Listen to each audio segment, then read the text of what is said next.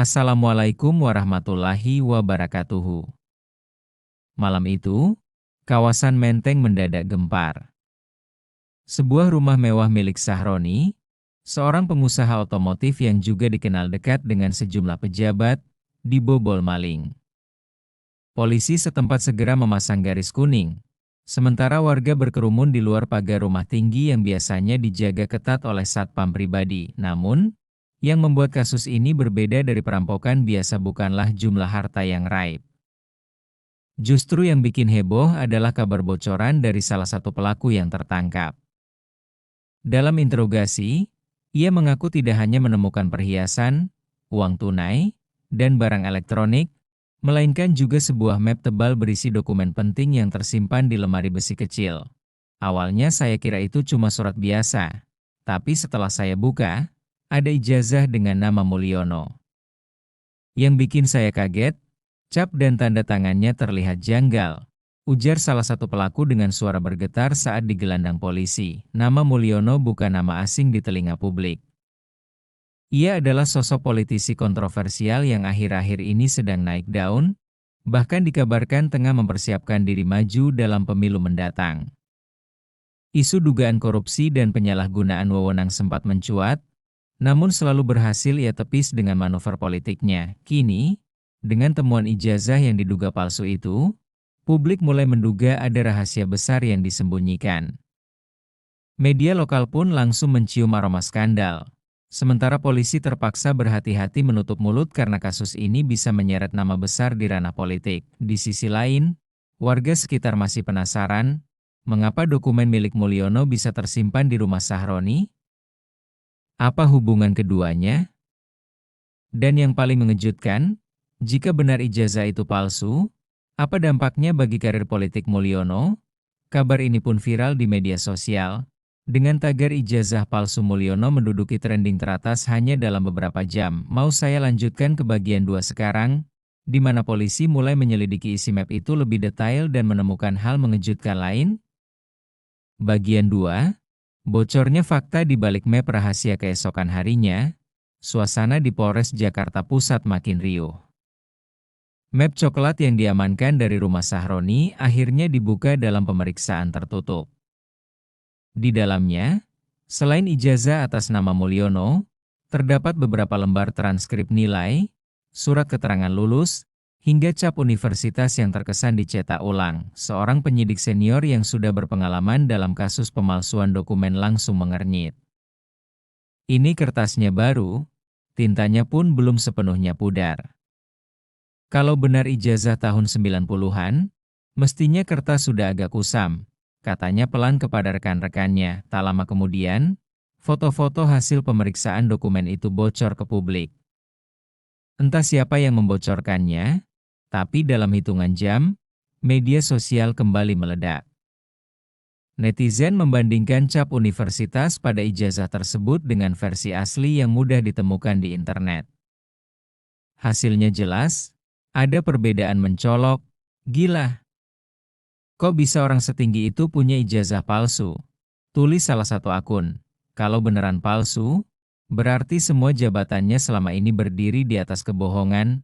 Tambah yang lain, di tengah hiruk-pikuk itu, pihak universitas yang tercantum dalam ijazah ikut angkat bicara. Mereka menyatakan tidak pernah mengeluarkan ijazah atas nama Mulyono pada tahun yang tercatat. Pernyataan resmi itu langsung memperkuat dugaan publik bahwa ijazah tersebut memang palsu. Sementara itu, Sahroni sendiri bungkam 1000 bahasa. Ia tidak memberi klarifikasi mengapa dokumen penting itu ada di rumahnya. Hanya pengacaranya yang muncul, mengatakan bahwa kliennya tidak tahu menahu soal isi lemari besi, dan menyebut kemungkinan dokumen itu hanya titipan. Namun polisi tidak tinggal diam. Mereka mulai menelusuri kemungkinan adanya jaringan pemalsu dokumen besar-besaran yang melibatkan pejabat. Nama Mulyono semakin terpojok, meski ia belum mengeluarkan pernyataan resmi. Di balik layar, sejumlah wartawan investigasi sudah menyiapkan laporan panjang, karena mereka yakin skandal ini baru permulaan. Mau saya lanjutkan ke bagian 3, saat Mulyono akhirnya muncul di depan publik untuk memberikan klarifikasi, namun justru membuat situasi makin panas. Sore hari, kantor berita nasional sudah dipenuhi wartawan. Semua menunggu kehadiran Mulyono, sosok yang kini jadi sorotan publik. Setelah seharian bungkam, ia akhirnya muncul dengan jas abu-abu rapi. Wajah sedikit tegang namun berusaha tersenyum. Di depan podium, puluhan kamera mengarah padanya. Kilatan lampu blitz menyilaukan ruangan. Mulyono membuka mikrofon. Suaranya bergetar namun mencoba tegas. Saya tegaskan, ijazah yang beredar itu adalah fitnah. Itu bukan milik saya, katanya. Ada pihak-pihak tertentu yang ingin menjatuhkan saya menjelang pemilu. Semua ini jelas permainan politik. Namun bukannya meredakan, pernyataan itu justru memicu reaksi lebih besar. Wartawan langsung mencecar pertanyaan, kalau bukan milik Anda, mengapa ditemukan di rumah Sahroni yang dikenal dekat dengan Anda? Apakah Anda benar lulusan universitas tersebut? Bisa tunjukkan ijazah asli Anda sekarang? Mulyono hanya menjawab singkat, ijazah saya asli dan tersimpan baik. Nanti akan saya perlihatkan pada saat yang tepat. Kata-kata itu malah menambah keraguan publik. Media sosial kembali ramai dengan sindiran. Kenapa nunggu waktu yang tepat? Kalau asli, tinggal tunjukkan aja sekarang. Tulis salah satu netizen. Jawaban muter-muter, tanda jelas ada yang disembunyikan. Komentar lainnya. Sementara itu, Sahroni yang disebut-sebut dalam kasus ini justru memilih meninggalkan Jakarta. Pesawat pribadinya terpantau lepas landas menuju Singapura malam itu. Polisi yang sedang mengawasi langsung mencatat keberangkatannya sebagai langkah mencurigakan. Situasi kian panas.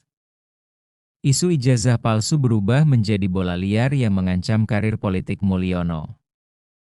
Banyak pihak yang sebelumnya mendukungnya mulai menjaga jarak, takut ikut terseret dalam badai skandal yang semakin membesar. Di balik layar, tim khusus kepolisian sudah mulai menyusun rencana penyelidikan mendalam.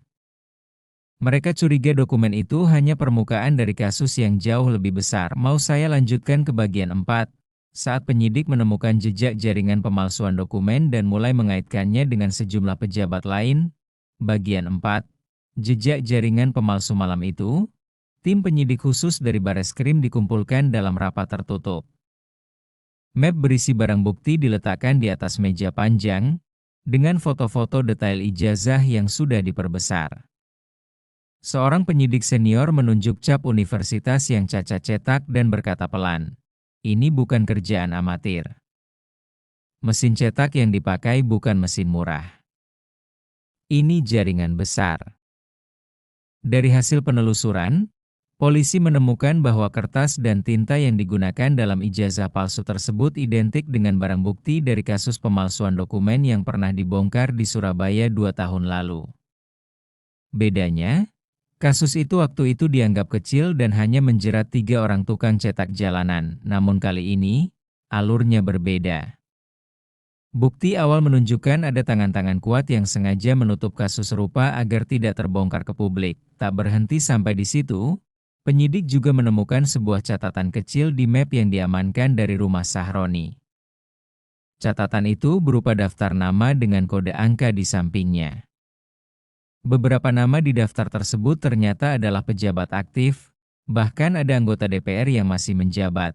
Kalau daftar ini valid, berarti bukan hanya Mulyono yang pakai ijazah palsu, ujar seorang penyidik muda dengan wajah serius. Di sisi lain, media mulai menggali rekam jejak akademik Mulyono. Jurnalis investigasi menemukan fakta mencurigakan. Nama Mulyono tidak pernah tercatat dalam arsip wisuda universitas yang ia klaim sebagai alma mater. Padahal, daftar wisudawan tahun itu masih tersimpan rapi di perpustakaan kampus. Kabar ini membuat publik makin panas.